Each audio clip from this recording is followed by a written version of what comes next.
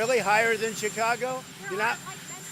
Excuse me. Do you know how many people were killed in Chicago last weekend? 8.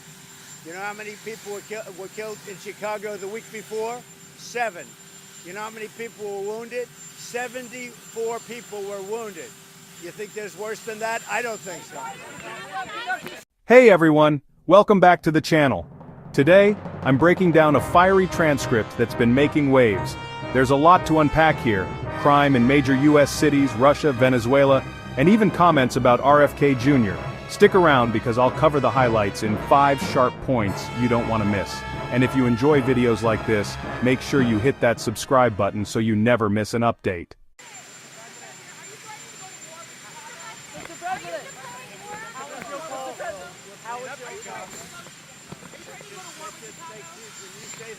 That's fake news. Well, why would you use the Department of Defense? Listen, be quiet. Listen. You don't listen. You never listen. That's why you're second rate. We're not going to war. We're going to clean up our cities. We're going to clean them up so they don't kill 5 people every weekend. That's not war. That's common sense. Are you ready to move to the second phase? Are you ready to move to the second phase of sanctions against Russia or punishing Putin? How was your call with the Prime Minister of Australia? What do you think of all the establishment attacks on RFK Jr.? Well, he's a different kind of a guy. He's got a lot of good ideas, but he's got a lot of ideas. You know, normally they don't have any ideas, and that's why we have problems with autism and so many other things, because we're coming up with the answers for autism. You watch. We're coming up with the answers for other things that normal people, regular people, easy to get along with people wouldn't be able to do. He's got a lot of ideas, and so do I, and we're going to clean it up. Why? Let me ask you. Yeah. Really? Higher than Chicago? You're not. Excuse me. Do you know how many people were killed in Chicago last weekend? 8. You know how many people were killed in Chicago the week before? 7. You know how many people were wounded? 74 people were wounded. You think there's worse than that? I don't think so. About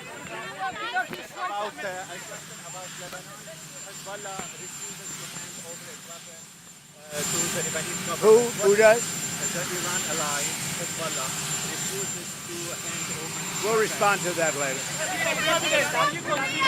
Are you considering attacking the cartels inside of Venezuela? You attack? Well, you're going to find out. You're going to find out. Say it. I don't know anything about that.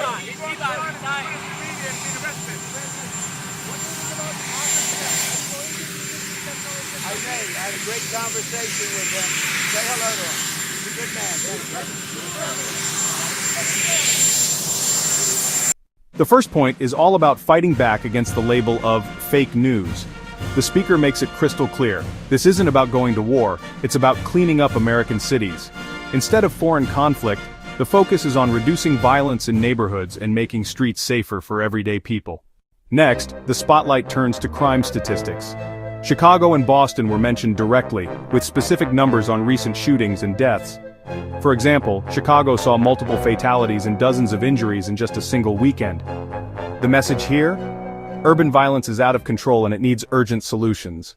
When asked about moving into a second phase of sanctions against Russia and Putin, the response was far less direct. Instead of committing to a hard stance, the conversation shifted back to domestic priorities. It's a clear sign that foreign policy questions are being dodged in favor of emphasizing internal problems. RFK Jr. also came up in the discussion. The speaker described him as someone with a lot of ideas, some unconventional but still noteworthy. Interestingly, this tied into a broader claim about tackling health challenges like autism, suggesting that fresh ideas could bring long-awaited solutions.